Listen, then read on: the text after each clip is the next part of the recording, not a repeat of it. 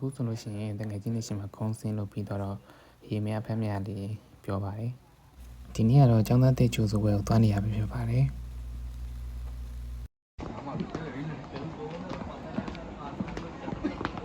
这要亏了。他没得那个表。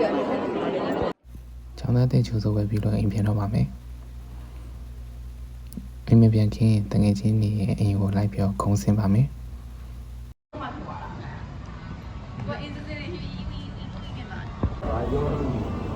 哪里？哪里？ကလာပါဒီကတော့ကိုကိုမိတ်ဆက်ပြီကိုကိုမိတ်ဆက်ပြီあ、私の名前はフットとします。博多大会来ました。今福井さん。不注意三年你看到高龙不注意三年吧福井さんにあってばいつもハーフ。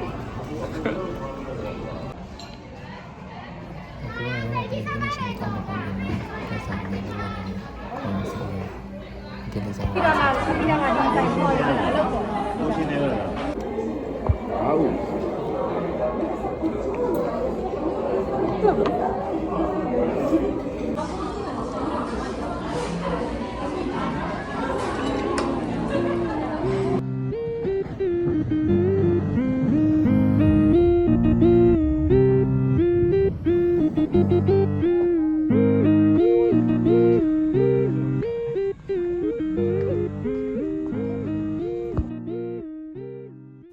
အခုဆိုလို့ရှိရင်တော့ဂုံဆင်းဖို့အတွက်စပြီးတော့ခြိတက်နေပါပြီ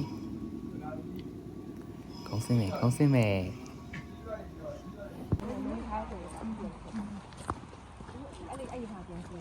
他不愿意，都说让别人家里面不会上班很多。အခုဆိုလို့ရှိရင်တကယ်ချင်းနေရှိမှာခုံးစင်းလို့ပြီးတော့ရေမြဖမ်းမြလေးပြောပါတယ်သူကအဲ့အောင်မှအိမ်ကပါလေ